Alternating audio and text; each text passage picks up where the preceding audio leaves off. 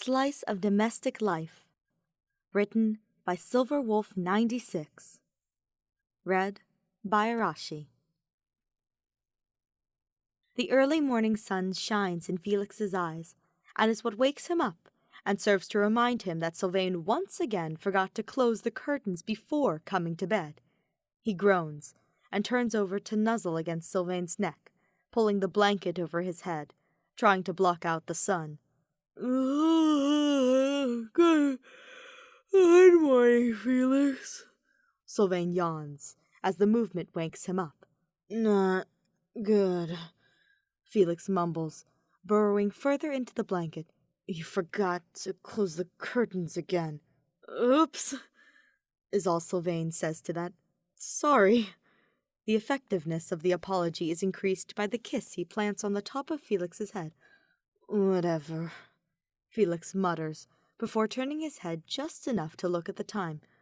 You should be getting up anyways, he says, remembering to look at Sylvain's calendar in the evening. You promised to be signing some paperwork at 7:30. Now it's Sylvain's turn to groan and curl up around Felix. I hate early morning appointments, he grumbles. Why do I keep making them? Because you always want to schedule them as soon as possible, to get them out of the way, Felix reminds him.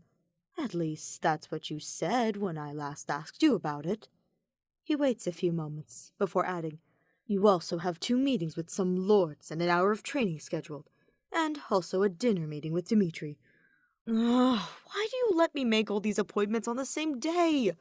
Sylvain almost whines, as he starts disentangling himself from Felix, probably realizing he really needs to get up to make it in time. I wasn't even there when you made them, Felix replies, curling up in the warm spot Sylvain left behind. Besides, you're an adult. Manage your own damn schedule. Felix has done a good job of managing his. Despite having many responsibilities, he's done his best to not have too much on the same day, and today, the only thing he has on his schedule is training with new recruits and dinner with Ingrid and Dorothea. Well, Sylvain says, fully dressed in just a few minutes and getting ready to leave. See you at dinner, then. He bends down to give Felix a brief kiss. Love you. Love you too, Felix says, just in time for Sylvain to hear it before he's out the door. Later that evening, after a long day of too many scheduled meetings, Sylvain is just ready to come home and go to bed. He walks straight from the door to the bedroom, quickly getting cleaned up and changing to his sleepwear.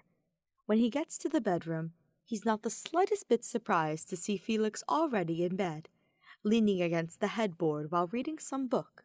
A single candle is lit beside the bed, casting a warm light over him.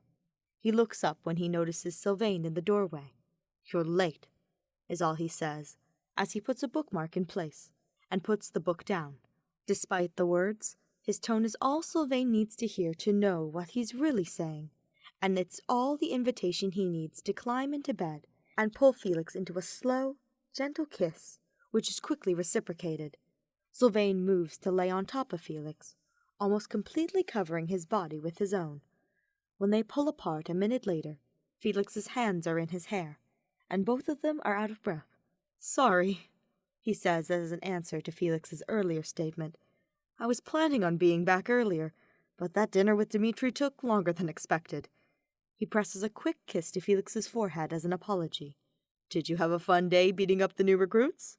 He asks in turn, curious to hear about Felix's day. It was okay, Felix replies, shrugging.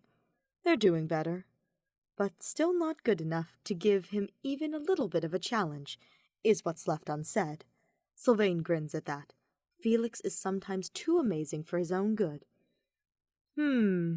Sylvain just hums in response, pulling Felix up into another, deeper kiss. After they eventually part, they simply lay there for a bit, petting each other's hair and faces, getting a few little kisses in between, as both of them are too tired for anything more. Or, at least Sylvain is. Eventually, he gets off Felix and curls around him as they both fall asleep.